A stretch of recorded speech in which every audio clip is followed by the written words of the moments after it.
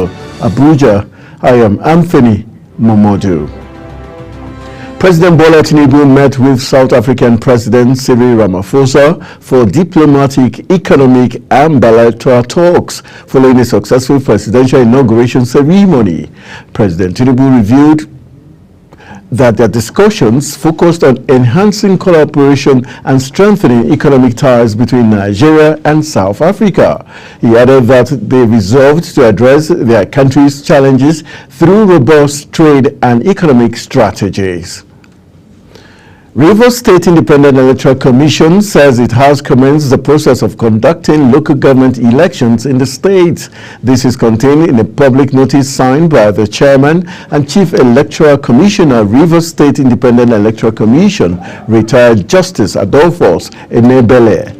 The announcement is coming barely 24 hours after the state governor, Sim Fubara, while swearing in caretaker committee chairman for the 23 local government councils, said their tenure will not be long as the local government elections will be held soon. In a related development, Chairman of Imo State Independent Electoral Commission, Charles Ejiogu, says the local government elections will take place on September 21st across 305 wards and 4,758 polling units in the state. He stated this during a stakeholders meeting held in Owerri, Imo State capital. Ejiogu said the stakeholders engagement is meant to show determination to deepen democratic governance at the grassroots level in the state. As the nation awaits President Bola Tinubu's executive bill on new minimum wage to the National Assembly, a host of states may need a bailout or retrench workers to be able to pay the 62,000 naira being proposed by the federal government and organized private sector. Although most of the states have been getting more allocations since the removal of fuel subsidy in May 2023, the increment is reportedly insufficient to sustain payment of 62,000 naira minimum wage. Meanwhile, the organized private sector said there is nothing like agreement in the just concluded meeting of the Tripartite Committee on the new national minimum wage, but an alignment of interest. Nigeria and the Space Exploration and Research Agency from the Lawe, USA, has signed a memorandum of understanding aimed at sending the first Nigerian to space. Minister of Innovation, Science and Technology, Uche Nnaji, said at the signing ceremony in Abuja that human space flight is a major aspiration of Nigeria. Director General of the Nigerian Center for Disease Control and Prevention, Dr. Jide Idris, says the center is considering declaring a state of emergency on cholera if cases recorded go beyond manageable threshold. Olajide said this during the Adetokunbo Alakija Memorial Travel Medicine Lecture held in Lagos, organized by the Nigerian Society of Travel Medicine. The Nigerian Center for Disease Control and Prevention boss insisted and noted that subject to the data that will be obtained from all the partners involved in the assessment, the health authorities may call it an emergency situation if recorded cases have exceeded a particular threshold. The Lagos State government says the number of deaths from cholera outbreak in the state has increased from 15 to 21, while infections increased to 401 from 350. The special advisor to the Lagos State Governor on Health, Dr. Kemi Ogunyemi, said the rise in cases was anticipated following the Eid al-Kabir's celebration, in which large gatherings occurred. The Kaduna State government has given assurance that the Almajiri children in the state would be given qualitative educational opportunities. Also, the government told about 25,000 school pupils spread across the 23 local government councils of the state have already benefited from the school feeding program, which cost the government 4 billion naira. The assurance came from the Special Assistant to Governor Obasani on the school feeding program, Dr. Fauzia Buhari Ado, in a statement made available in Abuja. You're watching News Express coming to you live from Nigeria's capital, Abuja. We're on Star Times, channel 276. Kindly follow us across all social media platforms at Global TV NG and other handles now showing on your screen. When News Express returns, Storm Alberto claims lives in Mexico and drenches U.S. coast. These and other stories coming right after this break. To stay with us.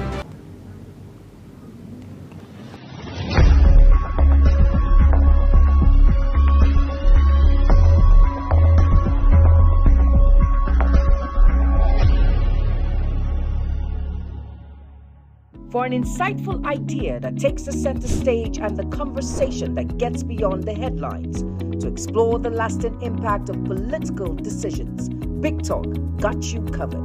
From policy debates to geopolitical insights, from thought-provoking discussions to actionable insight. What is the real responsibility of government? Big Talk delves deep into the heart of the matter. Join us weekdays on Global Televisions from 6:30 p.m.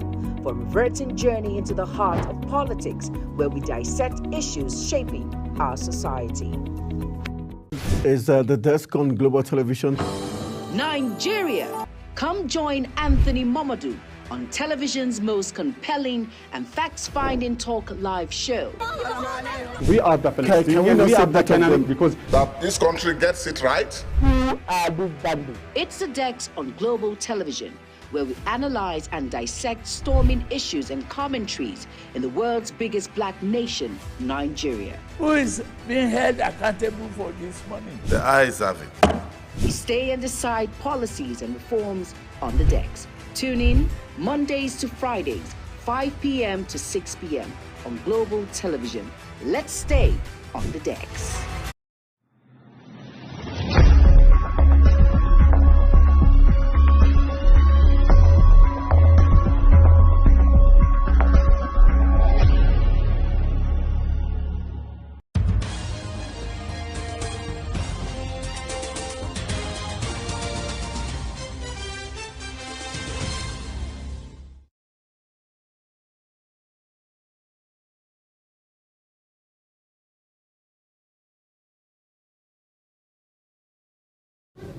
Welcome back from the break. This is Global Television, bringing you live broadcast of News Express. Thank you for staying with us.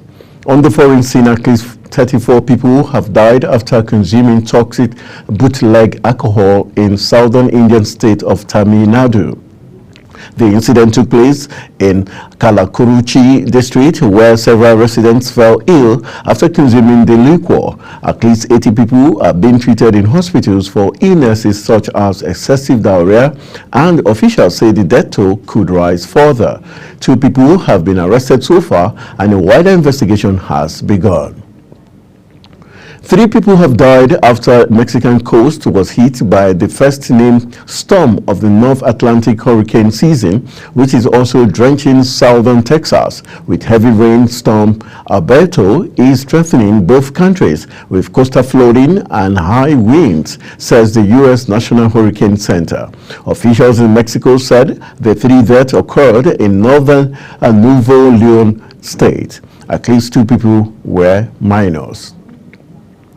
India's Financial Intelligence Unit has imposed a fine of $2.25 million and 188.2 million rupees on Binance, the world's largest cryptocurrency exchange, for operating in the country without registering with the agency, as required by law. The Indian authorities said Binance, as a registered entity in the country, violated 3 sections of the country's Prevention of Money Laundering Act 2002. Away from Asia, where Israeli forces have pounded areas in central Gaza Strip overnight, killing 3 people and wounding dozens of others, according to medics, while tanks deepened their invasion into Rafah in the south. Health officials said Israeli planes struck a house in Al Nasirit camp, killing 2 people and wounding 12 others, while tanks shelled areas in Al Maghazi and Al Burech, wounding many other people. Nuzirat and Maghazi and Burech are 3 of Gaza's 8 historic refugee camps. And moving on, the leaders of Vietnam and Russia say they want to boost ties as the pair met in Vietnamese capital of Hanoi. Vietnamese President Tam Lam was full of praise for his Russian counterpart Vladimir Putin, congratulating him on his recent re-election.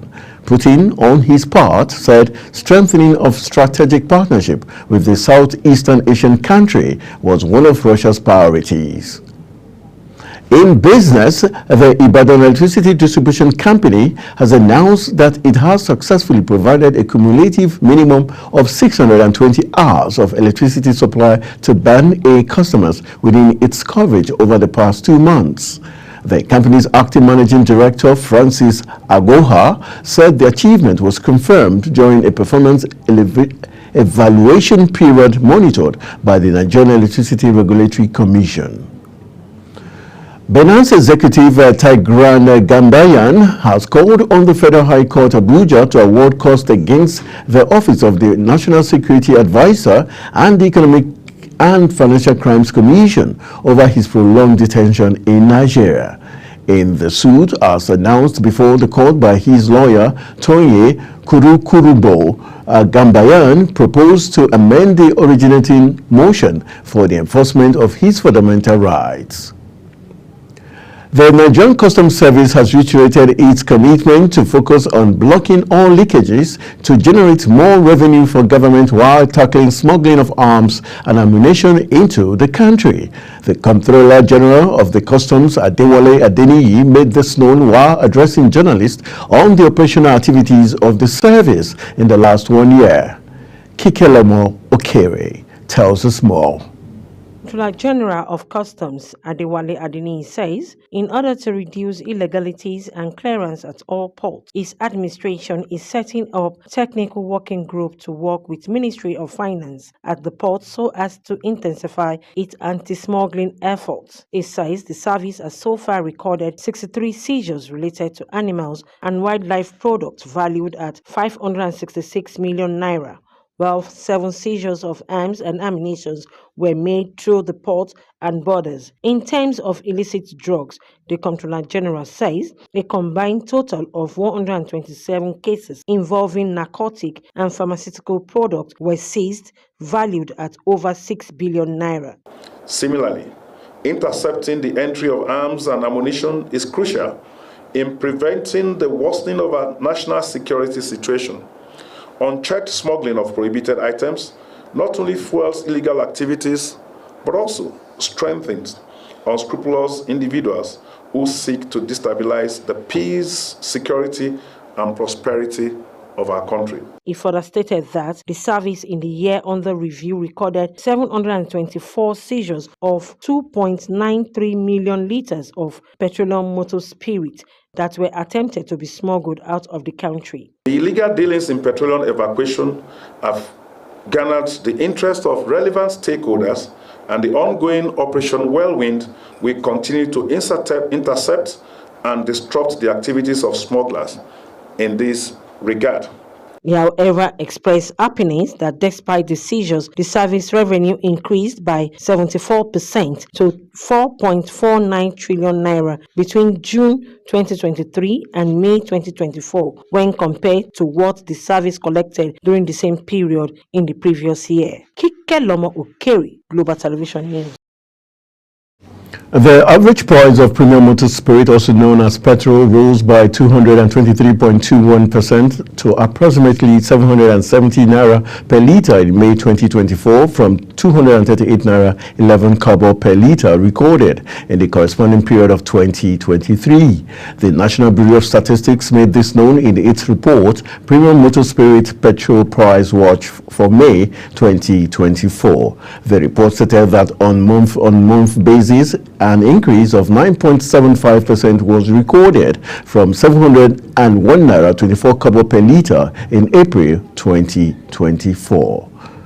No fewer than 3 million poor and vulnerable households have benefited from the $800 million palliative loan disbursed by the World Bank to cushion the effect of recent government policies. Of these beneficiaries, 700,000 households were from rural areas and about 2.5 million households were from urban areas. The World Bank revealed this in its restructuring paper on how to bolster its social safety net programs amidst rising inflation and economic challenges. The Ekiti State Electricity Regulatory Bureau has threatened to sanction Ibadan Electricity Distribution Company and the Benin Electricity Distribution Company over failure to report power supply shortfalls. The Bureau recently issued an order on tariff setting for Ekiti customers under the BEDC and IBEDC service areas in Ekiti State, and another order on mandatory metering of customers by the DISCOs and the meter asset providers. In the orders, the regulator threatened to impose heavy fines on the two DISCOs if they failed to publish shortfalls whenever they could not provide the minimum hours of electricity required of them for customers in all Band A to E. And sliding into the world of sport, Arsenal remain interested in signing Victor Osimhen, but they are unwilling to meet his 120 million euros release clause set by Napoli. Osimhen continues to be highly regarded as one of the top strikers in Europe, and Napoli set the release clause to protect his market value. Anticipating high demand in this summer, the striker has agreed with Napoli that he can leave if a suitable offer arrives, and he is now waiting for potential clubs to make their move. Arsenal is in search of a new striker, viewing Osimhen as a strong candidate after the failed attempt to sign Benjamin Sesko from RB Leipzig. Former Chelsea and Tottenham and Manchester United manager Jose Mourinho would be interested in bringing Romelu Lukaku to Fenerbahce this summer. Lukaku was talk of the town during the Belgians' loss to Slovakia, and the striker's future is yet to be defined. With Chelsea looking to move him on in the summer, it is believed there is interest from the Middle East. Meanwhile, Antonio Conte is keen on signing the player at Napoli, and he wants to make him the center of his project. Olympic-bound Nigerian star Aruna Quadri continued his upward trajectory in the latest men's global ranking released. In the latest rankings, Quadri moved up one place to 16th position, amassing a total of 1,280 points. The 35-year-old was one of the high-profile names expected to light up the World Table Tennis Series Lagos 2024, but injury has ruled him out of the tournament. Under fire, Croatia coach Zlatko Dalic hit out at his critics on Thursday after their Euro 2024 draw with Albania, saying that when his team are successful, he means nothing. Croatia are in danger of a surprise group stage exit from the tournament after losing 3-0 to Spain and then conceding a 95th-minute equalizer to be held 2-2 by Albania. They will likely need to beat Italy in their final Group B match on Monday to reach the last 16 for the 5th straight major final. To end News Express on Global Television, here's a quick look at some of our top stories. Cholera outbreak data have increased to 21 as infections rise to 401 in Lagos cholera outbreak. On the foreign scene, Storm Alberto has claimed lives in Mexico and drenched the United States coast. India has slammed Binance with a fine of over $2 million for money laundering. And in the world of sports, Super Eagles dropped to the 38th in FIFA rankings as Quadri maintains rise in global table tennis rankings. That's it on the News Express, and it came to you live from Nigeria's capital, Abuja. We are on Star Times, channel 276. Kindly follow us across all social media platforms using @GlobalTVNG and other handles now showing on your screen. I am Anthony Momodu saying thank you for watching.